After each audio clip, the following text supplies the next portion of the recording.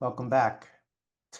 So, in the last session, we considered the question of why interest exists from a variety of different viewpoints. As I said before, there's no correct answer to this question. People have been thinking about the subject of interest for thousands of years, and we still don't have a definitive answer. So obviously, we're not going to arrive at any indisputable conclusions. So barring that, my goal is to invite each of you to think about the productivity theory, the time preference theory, the fructification theory, etc., and ask yourselves whether they make sense. Are they consistent with your understanding of the laws of nature? Are they consistent with your understanding of human nature? And tonight, we're going to finally arrive at Silvio Gesell's explanation for the existence of interest. And you can then ask yourselves if you find his perspective more or less convincing than the competing theories. So let's reiterate something that we've talked about previously, the fact that nearly all goods and services lose value with the passage of time. It would be great if milk never went bad, metal didn't rust, and termites didn't eat wood, but that's not the universe we live in. Increasing entropy is a law of nature. The laws of nature can't be changed to suit our preferences, so we must adapt ourselves to them.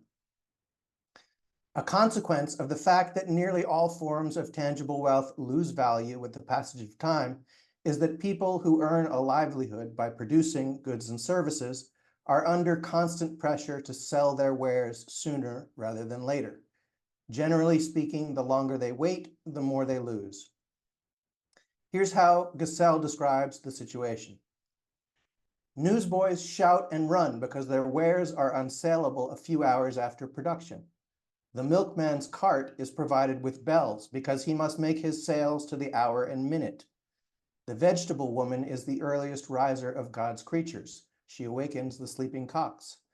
The butcher cannot afford to oversleep himself or to close his shop during the Whitsun holidays, for in 24 hours his wares would be on the verge of putrefaction.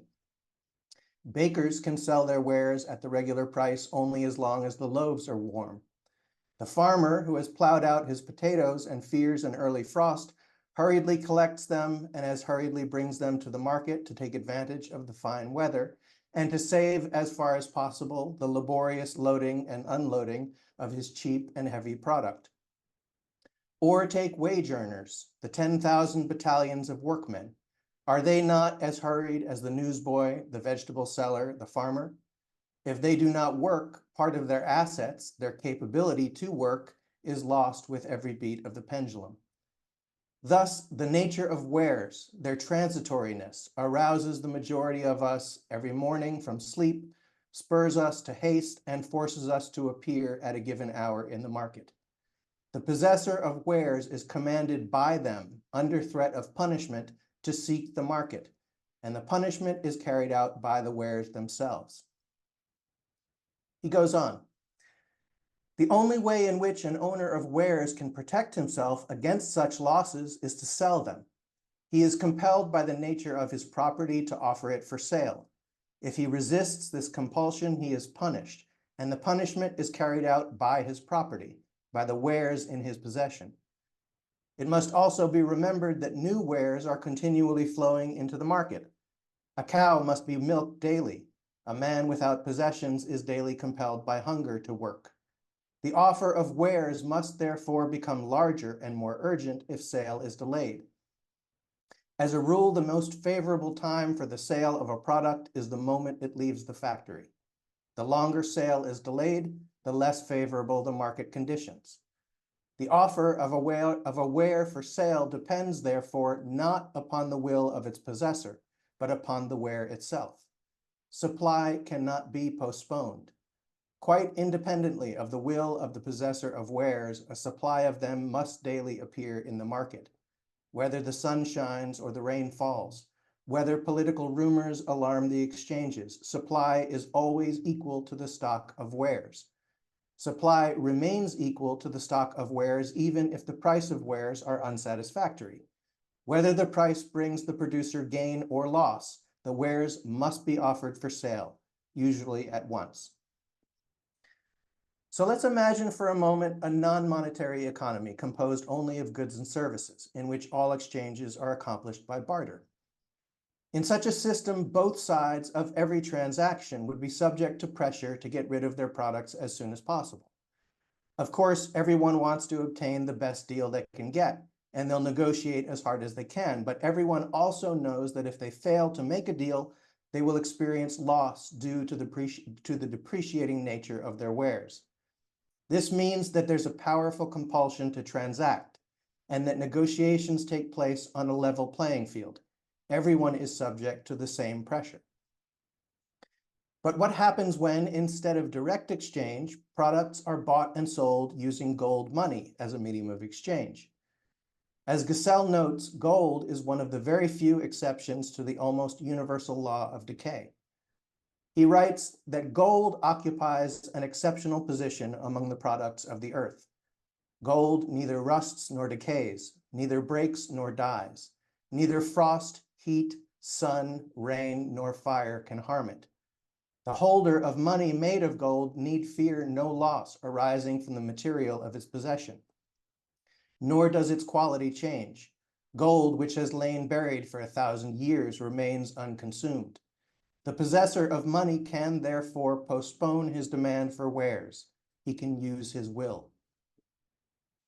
So when negotiations take place between producers of goods and services on one side and holders of gold money on the other side, the dynamics of the negotiations are fundamentally different than they would be in a non-monetary exchange where goods and services are exchanged for goods and services. Now, on one side of every transaction, there is the pressure caused by the laws of nature, and on the other side, there is immunity from that pressure. If holders of gold money don't like the terms being offered by producers of goods and services, they can break off the negotiations and return home with their gold money, and their money will remain completely intact the next day, the next week, or the next year. But on the other side, producers of goods and services suffer losses with every day that passes without concluding a successful transaction. So the introduction of gold money transforms a level playing field into an unlevel one. And this simple, obvious fact is the central point of the whole Gesellian perspective on money. It is from this fact that Gesell derives his theory of interest, as we'll see shortly. Using gold money as a medium of exchange fundamentally alters the balance of power between buyers and sellers. And why did we make the choice to use gold as our medium of exchange?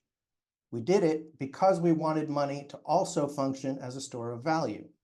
Gold was not chosen because it's the best medium of exchange.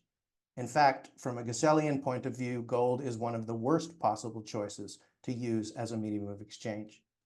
Remember Gesell's statement that the power of money to effect exchanges, its technical quality from the mercantile standpoint, is in inverse proportion to its technical quality from the banking standpoint. As we'll see, according to Gesell, the fact that the money material was chosen on the basis of its merits as a store of value, rather than as a medium of exchange, is the root cause of interest. Choosing the substance that we use as money on the basis of its merits as a store of value is the reason why in our society, those who control money are the masters, while those who produce real wealth, goods and services, are at the mercy of those who control money. If the nature and functions of money had been properly understood, if we recognize that the medium of exchange and store of value functions are inherently incompatible, and that the sole legitimate function of money is that of medium of exchange, gold is the last material on earth that we would have chosen as the money material. We would have sought to create an instrument that serves the goods and services it is meant to exchange. But because we misunderstood its appropriate functions, because we included the store of value function, we inadvertently designed an instrument that becomes the master of goods and services. Here's how Gesell describes the interaction between supply in the form of unhoardable goods and services and demand in the form of hoardable money. The possessor of money holds demand like a hound on the leash and lets it slip at the quarry of his choice. Wares are the quarry of demand. Demand enters the market proudly confident of an easy victory. Supply appears dejected, like a beggar who expects more kicks than halfpence. On the one hand, compulsion. On the other hand, freedom. And these two together, compulsion and freedom, determine price. Gesell writes that commerce is mathematically impossible with falling prices. This statement is one of the keys to understanding Gesell's analysis of the problems with money. What does he mean by saying that commerce is mathematically impossible with falling prices? Let's say you've got some gold money and you're planning to make a purchase. Now let's say you learn that the price of the thing you're planning to buy will fall in the near future. What will you do? Obviously, you'll postpone your purchase if possible. Why would you buy something today if you believe you'll be able to buy it next week for less? And since gold money was deliberately designed to function as a store of value, you're under no pressure to get rid of your money. So naturally, you'll wait. On the other side of the supply and demand equation, however, producers of real goods and services don't have the luxury of waiting. Generally speaking, they can't postpone their sale because the physical nature of their wares compels them to get rid of them sooner rather than later. To repeat Gesell's words, as a rule, the most favorable time for the sale of a product is the moment it leaves the factory. Now, I want to interject a personal opinion at this point. I think Gesell's words when he wrote "Commerce is mathematically impossible with falling prices" were poorly chosen. I think he had a critically important point to make, but his statement is too categorical. Obviously, people holding gold money won't refrain from making any purchases at all just because they expect prices to fall. People still need to eat. Holders of money aren't going to starve themselves while waiting for prices to fall. So his statement is not strictly accurate. It's not true that commerce is impossible with falling prices. People will continue to spend on essentials even with falling prices. But what fraction of our purchases are so urgent that we couldn't wait a day, a week, or a month if we believe we can get a better deal by doing so? So I think it would have been better if Gesell had chosen less categorical language in which to make this point, because he was making a very important point, but he made it in such a way that it can be dismissed if one takes an overly literal view of his words. I would have greatly preferred it if he had said commerce is greatly impeded with falling prices. So now let's think about how this unbalanced situation between supply and demand plays out economy-wide. Not only are producers compelled to sell their wares sooner rather than later, but the processes of production and thus the flow of new goods and services onto the market cannot be stopped from one day to the next. Let's say a dairy farmer hears that the price of milk is going to fall next week. What can he do about it? Can he stop feeding his cows? Can he stop milking them? What about a physical laborer? If he hears that wages are going to fall, can he decide not to work until the price of labor goes back up? No, most producers of goods and services have little to no ability to postpone their sale due to market conditions. Thus, the flow of wares onto the market, that is, supply, continues regardless of what happens to price. But demand can postpone and withdraw at any time without penalty, and as a result, demand will shrink anytime there are expectations of falling prices. So what happens to the balance between supply and demand if holders of gold money decide to postpone their purchases? Demand shrinks relative to supply. Therefore, prices fall. So expectations of falling prices cause falling prices to become a reality. And when prices do in fact begin to fall, this further increases the incentives for holders of money to postpone their purchases. This creates a self-reinforcing dynamic where falling prices cause prices to fall even more. And at the same time, the unpostponable processes of production of goods and services cause supply to pile up in the marketplace. Let's listen to how Gesell describes the dynamics of a commercial crisis. An actual fall of prices is not necessary to cause the flight of money from the market. If there is a general opinion that prices will fall, no matter whether this opinion is true or false, demand hesitates. Less money is offered. And for this reason, what was expected or feared becomes an actual fact. Is not this sentence a revelation? Does it not give us a clearer explanation of the nature of commercial crises than is contained in any of the many-volumed explanations of the matter? Demand withdraws, conceals itself, because it is insufficient to affect the exchange of wares at the present price level. Supply exceeds demand, therefore demand must disappear entirely. A merchant writes an order for cotton. He hears that the production of cotton has increased and consigns the order to his wastepaper basket. Is that not comic? But production continues to throw new masses of wares upon the market. So the stock of wares increases if sales are interrupted, just as the water level of a river rises when the sluices are closed. Supply, therefore, becomes larger and more urgent because demand hesitates. And demand hesitates simply because supply is too large in proportion to demand. Here again, there is no mistake, no misprint. The phenomenon of a commercial crisis, so ridiculous to the onlooker, must have a ridiculous cause. Demand becomes smaller because it is already too small, and supply becomes larger because it is already too large. And let's remind ourselves of something we discussed previously. In a non-monetary economy, such a situation would not arise for two reasons. First, in direct exchange between goods and services, both sides of every transaction are subject to the same compulsion to transact. And second, since in a barter economy, buying and selling are part of the same action, Say's law automatically applies. Buying and selling are always in balance. It's the introduction of money that separates buying and selling into two separate actions and makes it possible for buying and selling to be unbalanced. Money makes it possible to sell without buying, thereby making Say's law inoperative. It's the power differential between producers of unhoardable goods and services and holders of hoardable money that Gesell says is the root cause of interest. The advantage conferred on holders of money due to its hoardability enables them to extract what Gesell refers to as a tribute from producers of unhoardable goods and services. Let's listen to how Gesell describes this dynamic. Suppose now that demand makes use of the freedom it enjoys and withdraws from the market. Supply must then, because of the compulsion to which it is subject, seek out demand, hasten to meet it, and entice it back to the market by the offer of some special advantage. Demand, instant demand, is a necessity to supply, and demand knows of this necessity.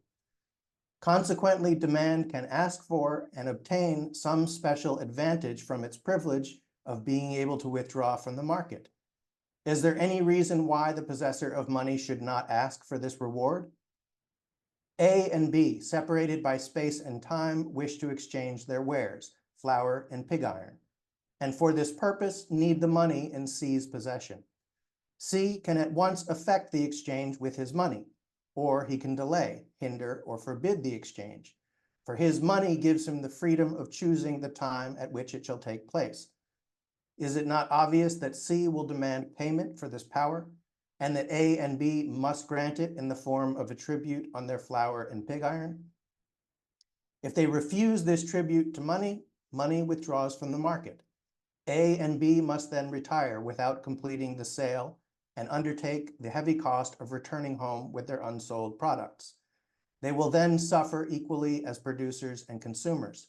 As producers because their wares deteriorate, and as consumers because they must do without the goods to obtain which they brought their products to the market. If, instead of gold, C owned another product, tea, powder, salt, cattle, the characteristics of these media of exchange would deprive him of the power of postponing his demand. He would no longer be able to levy a tribute on other products.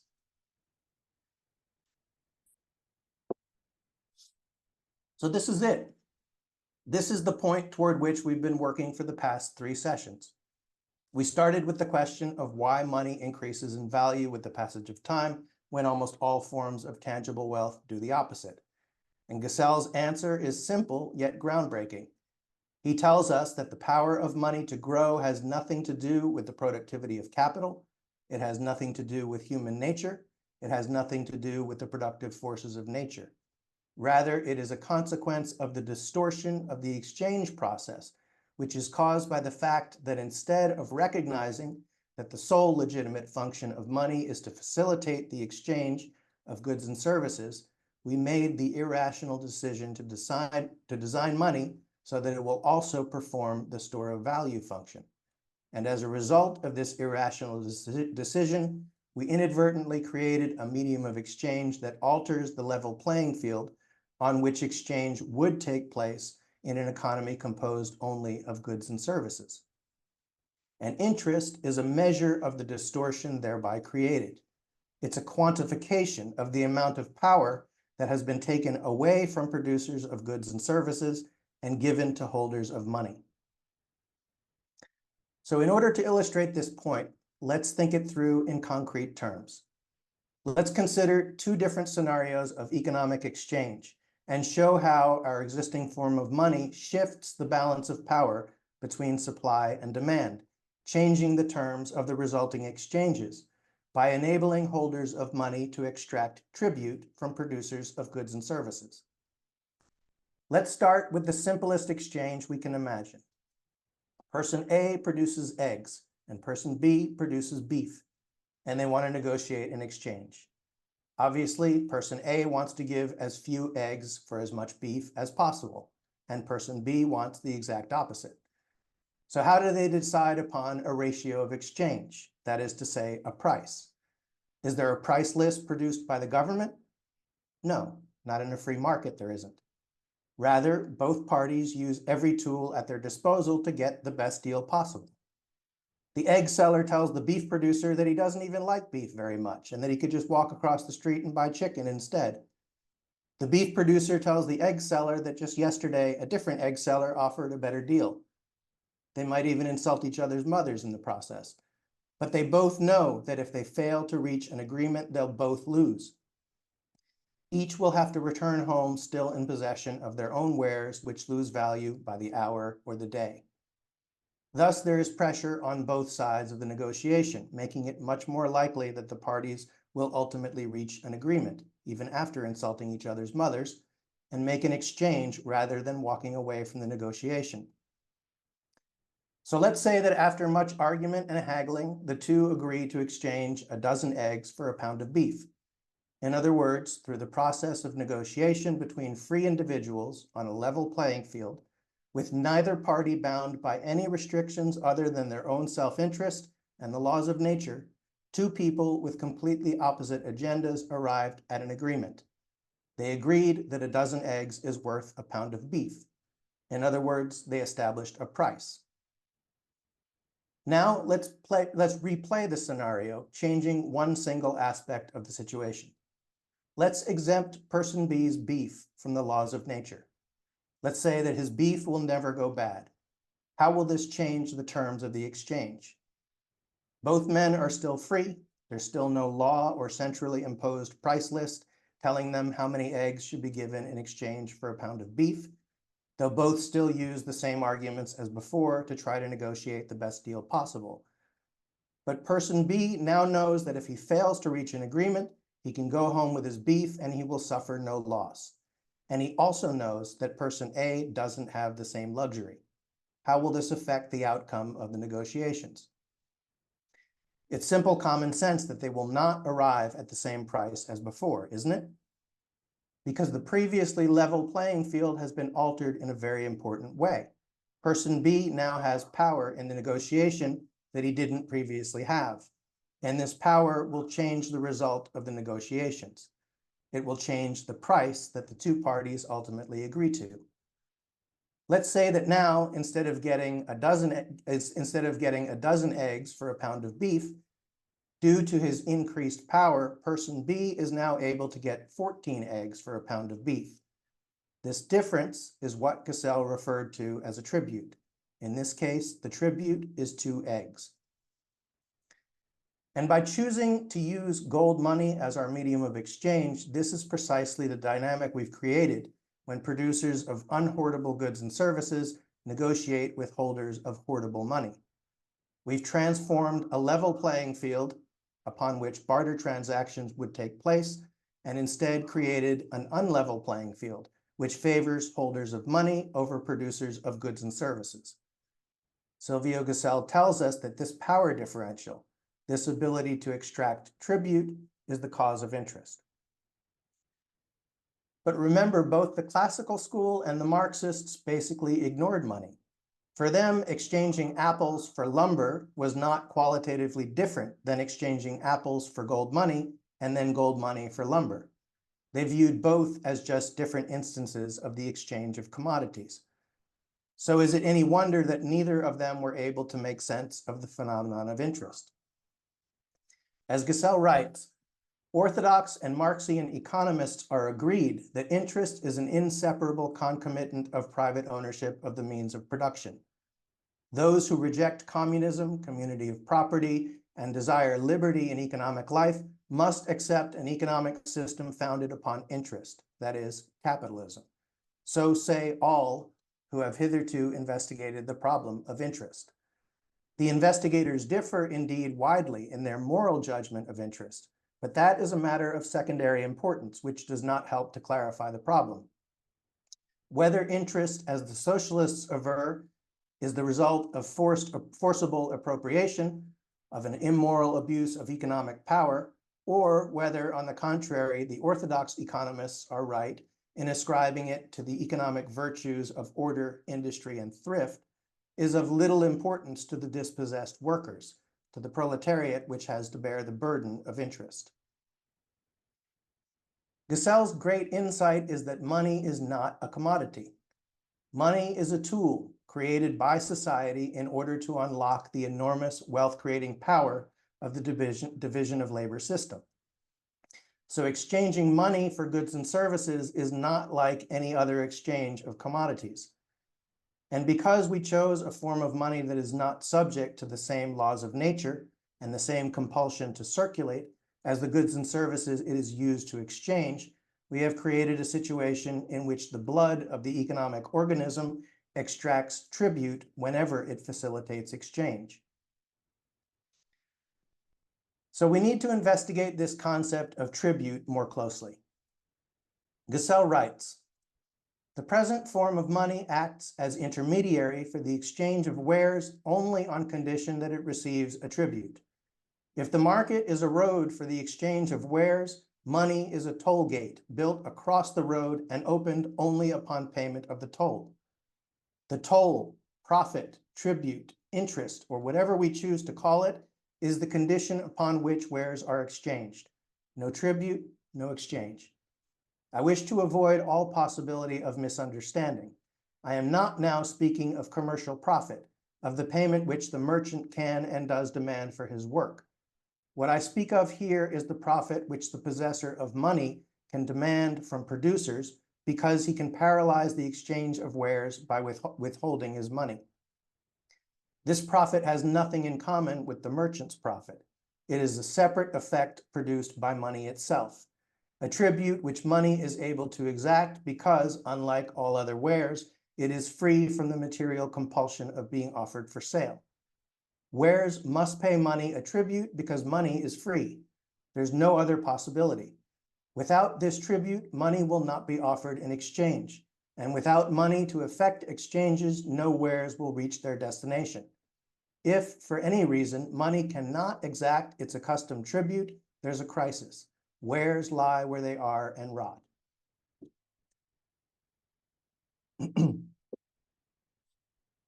According to Gesell, money should have been designed to make economic exchange as automatic, frictionless, and efficient as possible. But because we misunderstood its appropriate functions, we designed a form of money that inhibits exchange and extracts value from it. If we return to the metaphor of money as the blood of the economic organism, we designed a form of blood that does not flow of its own accord.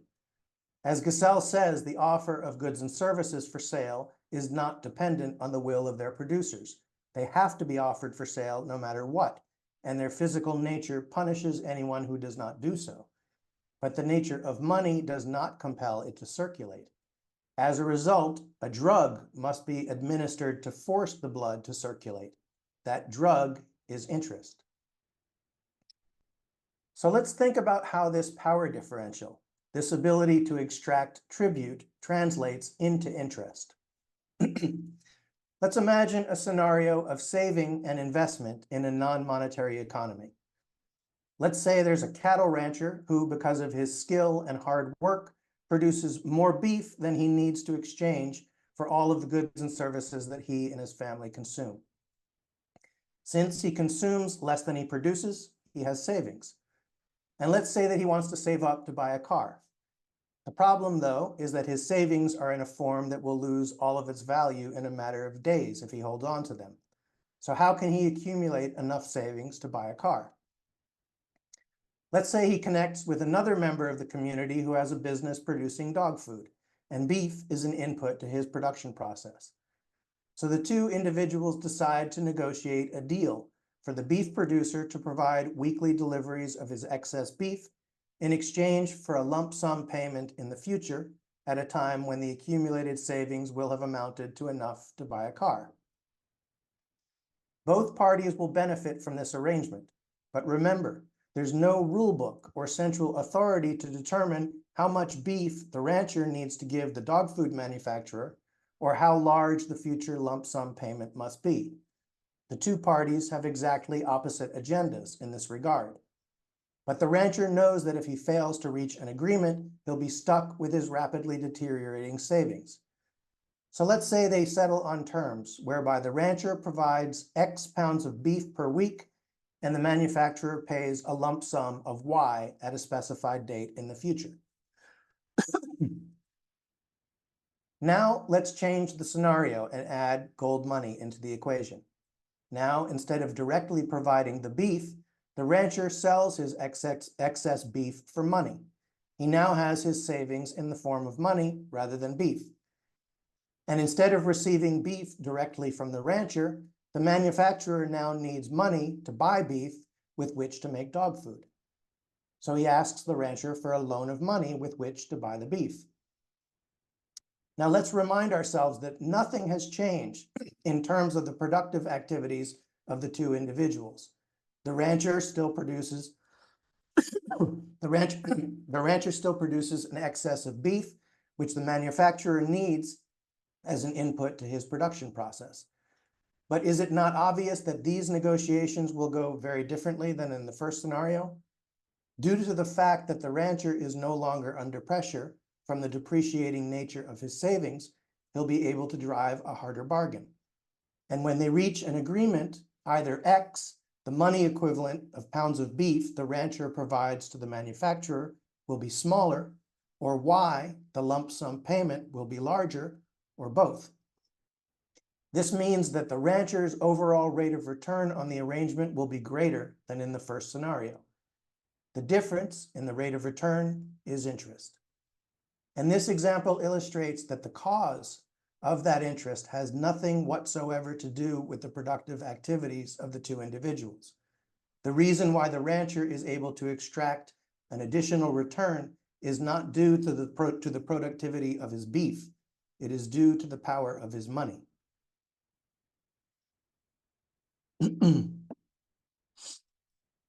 So to conclude today's session, I want to circle back and wrap up our discussion of the theories of interest. As I mentioned last time, I postponed discussion of the Keynesian theory until after we looked at Gesell's theory, because Keynes's theory came after Gesell, and in my opinion, it is built on the foundation of Gesell's ideas. Keynes claims to have arrived at his theory independently of Gesell. In the general theory, he writes of Gesell's analysis. Owing to certain palpable defects in the argument, I entirely failed to discover their merit. As is often the case with imperfectly analyzed intuitions, their significance only became apparent after I had reached my own conclusions in my own way.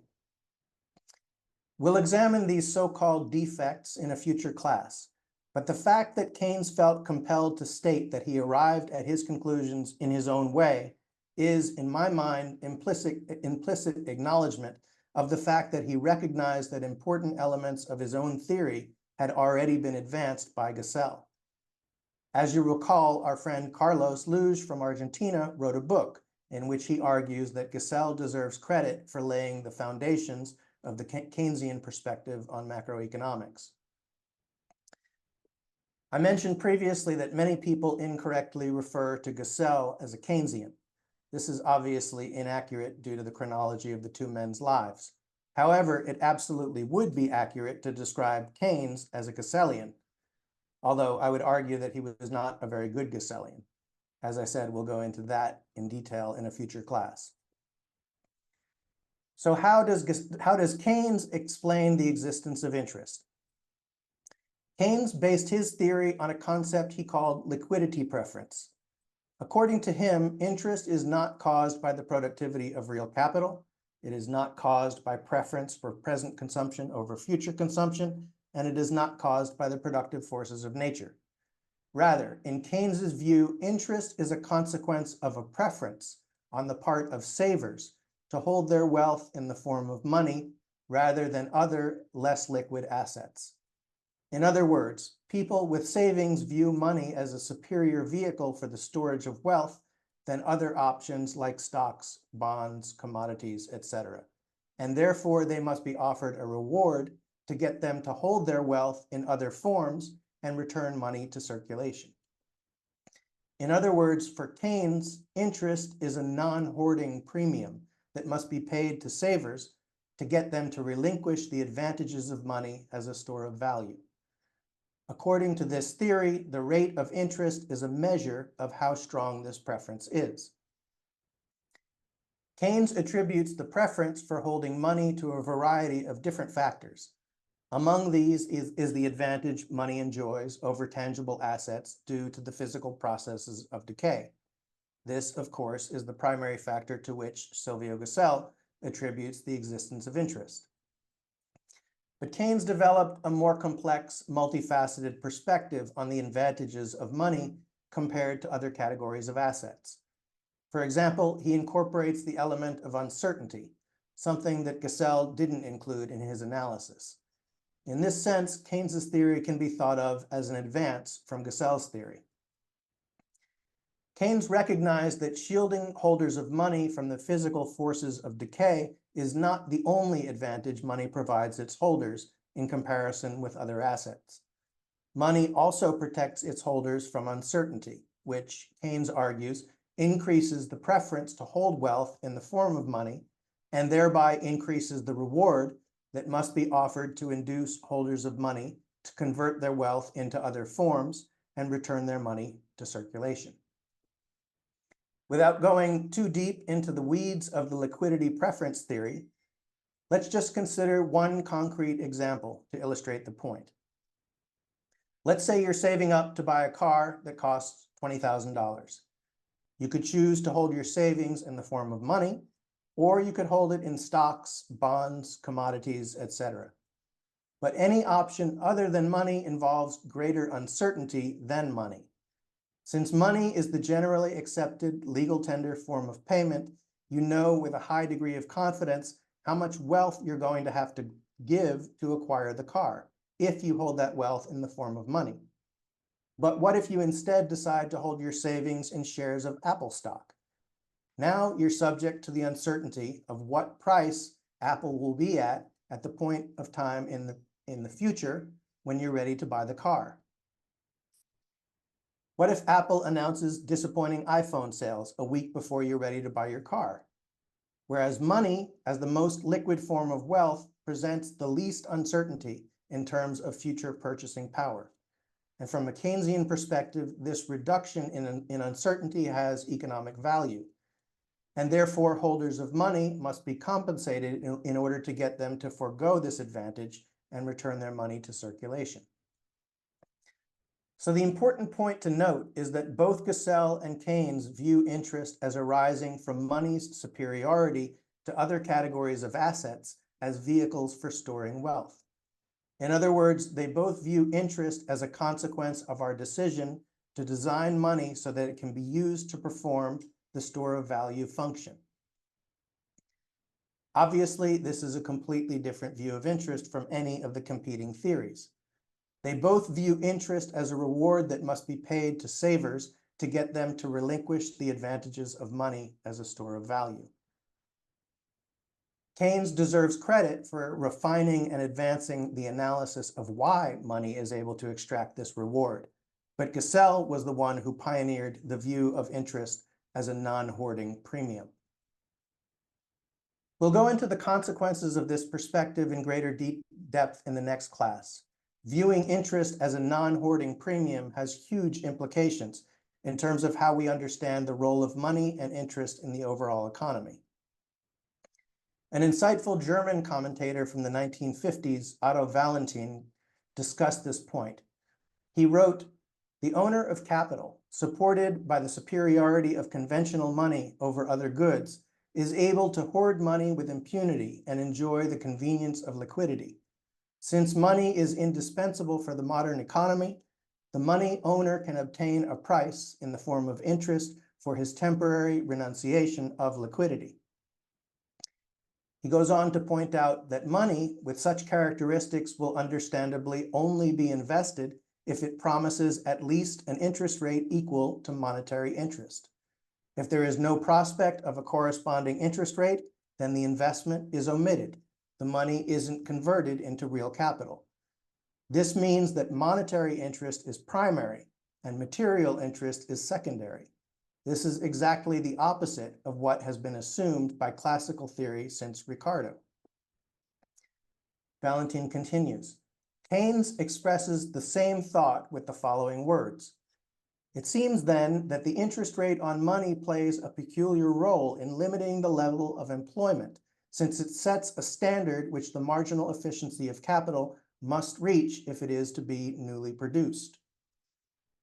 Thus, Valentin says the riddle of interest on capital, which had caused so much ink to be used over the decades, the answer to the fundamental and as yet unanswered question, whence and why the capitalist receives interest, had finally been solved. Gesell discovered that interest is a purely monetary matter, based on the treasury character of money. The dynamic whereby the money rate of interest limits the production of real capital turns out to be an enormously important point that we'll investigate in the next class. As a final thought for today, I want to recall something I said in the first class. I made the statement that money is not wealth. One reason I gave for not considering money to be wealth is because it's not the product of human labor. I therefore argued that treating money as a form of private wealth is harmful to society, and that a proper understanding of money would recognize it as a creation of society, a public utility designed to help everyone reap the enormous rewards of the division of labor. In this sense, money can be thought of as being like public roads. Public roads are not forms of private property or wealth. They're public utilities created by society to improve the living standards of all its members. The charging of interest is like allowing people to park their cars on public roads and then charging to move their cars so traffic can flow. Permitting the extraction of interest is allowing private parties to treat a public resource as a form of private property and charge for its use. Obviously, we wouldn't tolerate such a situation on our roads, but we do tolerate an analogous situation when it comes to the vital public resource of money. So now that we've covered the subject of why interest exists, in the next class we'll look at the consequences of interest. We'll see how interest affects wages, the availability of capital, how it influences the distribution of wealth, how it causes economic instability, and how it's the driving force behind the so-called growth imperative. And then finally, we'll look at Silvio Gesell's proposal for a different form of money that would reduce or eliminate interest and thereby alleviate or solve all of the problems arising from interest.